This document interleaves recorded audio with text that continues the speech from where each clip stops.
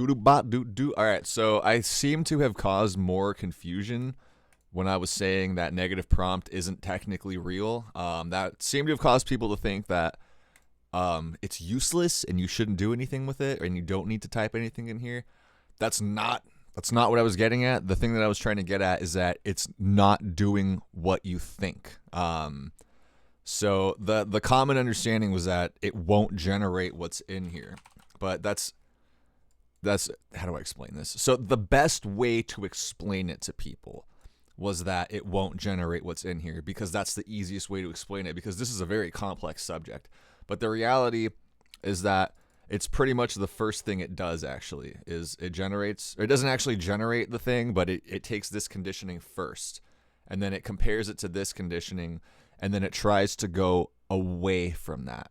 And that's kind of hard to explain to somebody who's just trying to learn the basics of Stable Diffusion, because now you have to explain conditioning and text and code and like what all that means. So it's just easier to tell people that, oh, it won't generate what's in here. But what's actually going on is that it's pretty much the first thing it does, and then it tries to go away from it.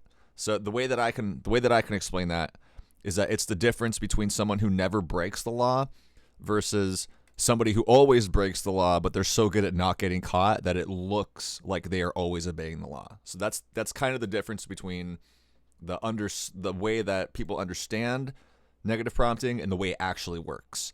So there's one more thing I wanted to bring up.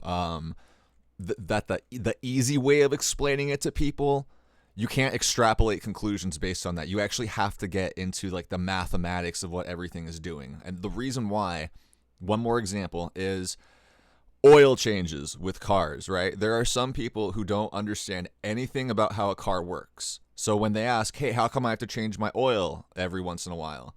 Like, you're not really going to explain to them that, like, oh, like, you know, the chemicals break down and then it causes like problems within the, well, you can say that, like, oh, like, because like all this stuff happens and it's bad for your car. So that might cause someone to think, who doesn't know anything about cars, like, oh, if it's bad for my car, then as long as I'm careful, then it'll be fine. As long as I drive carefully, then I won't have to change my oil. That's not how it works, right?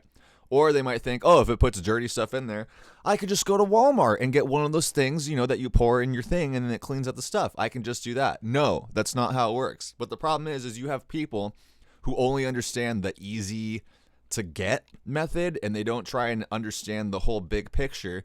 So their car starts having problems. They go to the mechanic, and the mechanic opens up their car, and it's like, your engine is full of sludge. And the customers are like, oh, yeah, I'll just take it to a different shop then. I'm sure they can do it, because they don't understand anything about how this works, right? So the easy to understand explanation is not what's going on. It's just the best way to explain it without getting into the technicality of what really happens.